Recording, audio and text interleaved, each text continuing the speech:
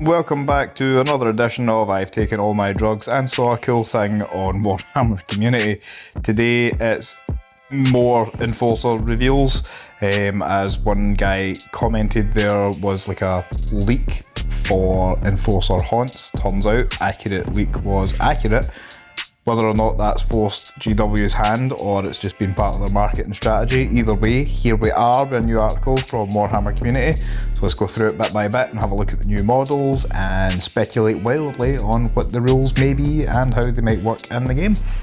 So, squeeze more than just a confession out of them with the Palinate Enforcer haunts.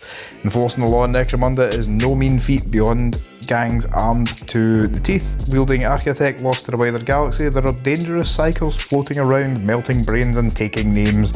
Lord Helmar's Enforcers would therefore be absolutely daft not to include some kind of defence from the Empyrean and their entourage, which is exactly what the Palinate Enforcer haunts are for. So, first official look at the minis. I like them. I think I figured out what it was that but was kind of throwing me off in the last video. The painting style had changed. This looks more like the kind of OG painting style, like the edge highlights are a bit harsher, but still it's closer. Anyway, I digress. It seems to have been a painting style thing. So there we are.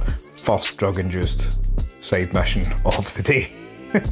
So the figure on the left, love the design of this. It looks very Corvus Belli Infinity to me, and the dude on the right is just pure Necromunda, like what's not to like. Enforcer haunts are forced to endure unprecedented levels of indoctrination and hypnotic programming even amongst the brainwashed ranks of the Palinates, rendered utterly incapable of so much as questioning orders when not locked away in chambers covered with protective wards deep within precinct fortresses. They are locked in suits of psycho-reactive armour designed to help control and focus their abilities. So, first sort of sneaky rules peek is these guys are sanctioned psychers. They've been picked by Lord Helmar and his lackeys for their unshakable discipline when using their psychic abilities and their relative ability when using their powers.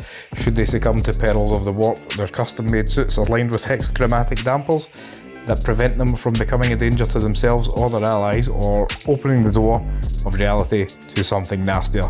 So, sanctioned psyker, fantastic rule, means they can reroll a failed willpower test once per game. Depending on what the willpower stats are like for these guys, that'll either be wildly overpowered or mandatory to use on your first psychic power. Hexachromatic dampers essentially nullify perils of the warp. Whatever happens, you're just going out cold, so don't worry about it, go crazy, summon all of the things. And this leads us on to the two kinds of psychers. So the first one, which I assume is the kind of more slender one, is known as a Psy-Render. Proficient telepaths, mind-reading officers who can rummage around the brains of their foes, forcing them to turn on their allies, become distracted by hallucinations, or break down into gibbering wrecks. The second one is known as a Bone Crusher, which I assume is the larger one, less subtle, creating force fields around nearby allies, hurling enemies off of high platforms, which is a Necromunda tradition, and crushing their bodies with a thought. Of course, these two are going to be Forge World minis, and their new rules are going to be in the Bastions of Law expansion book.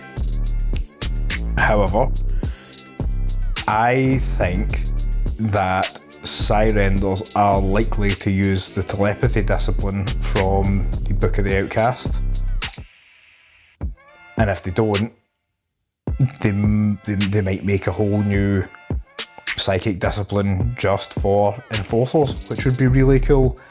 And then the Bone Crusher dudes, again, I thought maybe something from the Book of the Outcast psychic tree, but I would think it might be more likely that it'll be a whole new psychic tree. I'm here for it. I'm very here for it. And this kind of feeds back into what I was saying in the previous drug-induced rant video. I think anyway, there might be different options for making different themes of gangs, different Mastiff heavy or Subjugator heavy or whatever. maybe there's room for a very heavy psychic presence gang, or like a null gang, any number of things.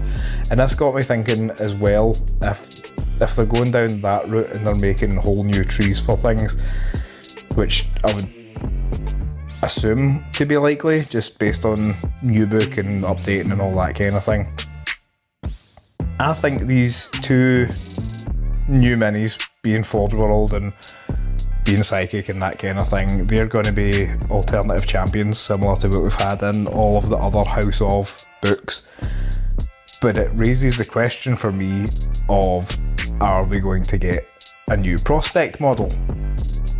Or are we going to get a new rookie model, and the rookie's going to be updated as a prospect? Are we going to be able to take them at gang creation now? I have questions. I need answers, Games Workshop. I'm not medicated enough to go to sleep yet, but I need answers. So, wild speculation phase has begun. Hopefully we get some information on the Monday summer preview show thing, but let me know below if you'll be first off picking up these miniatures, which I feel like I'm just going to have to throw money at this release and remortgage the house and maybe sell one of the kids. But yay, plastic crack, I suppose. So are you going to buy them? Are you going to convert and kit bash some? Is it purely dependent on what the rules are for you? Because for all the models look cool, do they actually do anything of any use? Like, it wouldn't be the first time Games Workshop has released a really cool mini and it's been wildly underwhelming in a game.